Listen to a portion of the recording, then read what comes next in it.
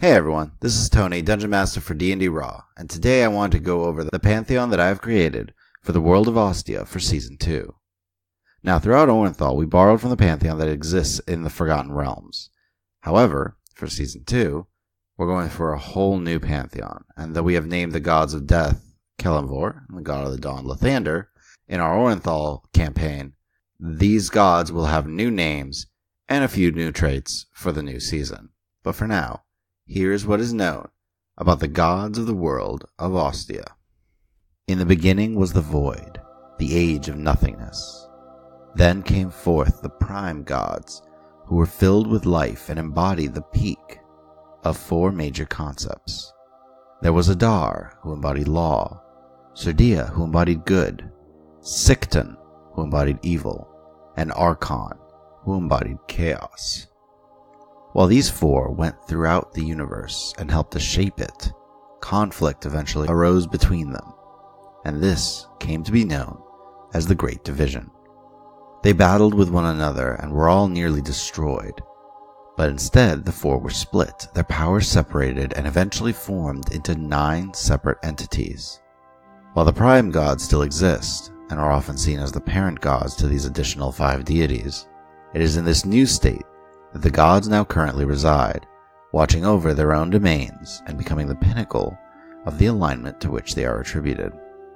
These 9 gods split the universe initially into 9 planes of existence, each bordering its neighboring plane. These places came to be known as the Outer Planes. First, the lawful good deity, Arlios, god of war and justice, who created his home of Mount Celestia. Then came Charis, the neutral good deity of renewal and the dawn, who rests on the plane of Elysium. Surdia now exists as the chaotic good deity of beauty, light, love, and the heavens themselves, as she makes her home on the plane of Arborea. Next is Nezalem, the lawful neutral god of death and judgment, who lives within the Shadowfell. Adar has now become known as the god of knowledge and resides on a plane known as the Pure Nexus. The chaotic neutral goddess Vumera rules as the goddess of nature and change while living in the Feywild. Aruxus is the lawful evil god of tyrants and indulgence, who resides as the ultimate ruler of the 9 hells. Sikton now is the neutral evil goddess of vileness, darkness, hate, and the lower planes, as she makes her home on Gehenna. Lastly, Archon finds himself chained as the chaotic evil god of chaos and destruction in the deepest layer of the abyss. Though the outer planes have been established, many gods sought to share their life with creations of their own. Vumera was the biggest proponent to creating new creatures, and so many of the gods shared an aspect of their very essences and gave rise to new gods. It was these new gods that wound up creating the progenitors to the races that exist today.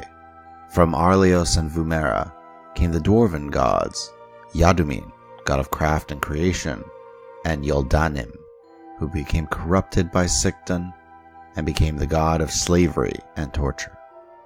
From Charis and Vumera came the elven gods, Vladir, god of art and magic, and Zinera, who became the goddess of perversion and corruption after being influenced by Archon.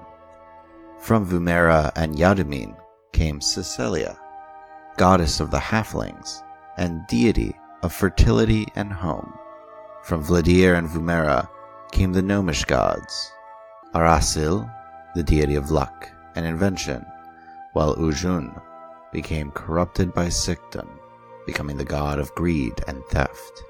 Then from Arlios and Cecilia came the powerful god of the dragons, Dracolo, god of protection.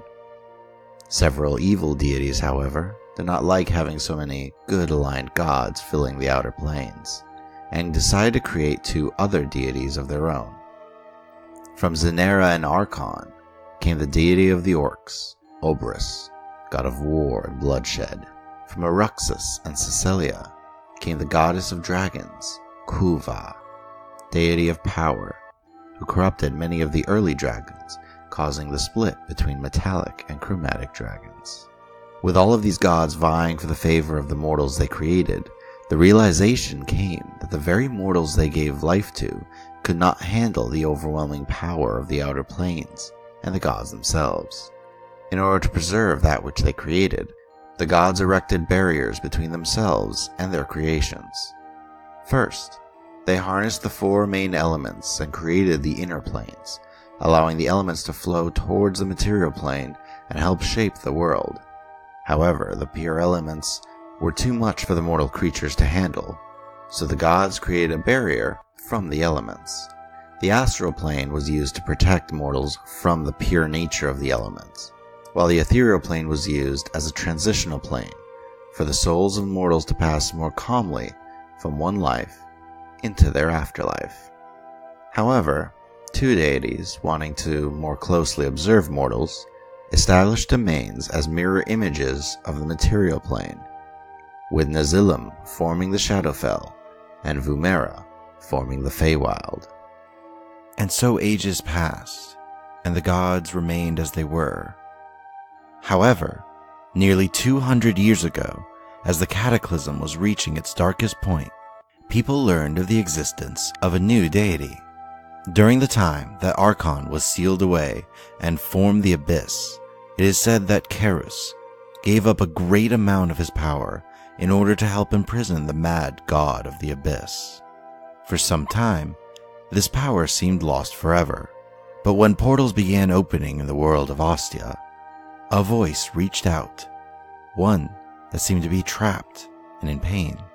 This former energy of Kerus was given form and came to be known as Eshonai, who was later understood as a goddess of protection and perseverance, since she knew that her imprisonment with Archon saves lives. She remains to this day as a light in the abyss in order to keep the mad god at bay. And thus the gods of the world of Austea have watched over their creations in the time that followed the founding of the world, and helped to guide all those who would listen. So thank you all for joining me and learning about the Pantheon for the world of Austea.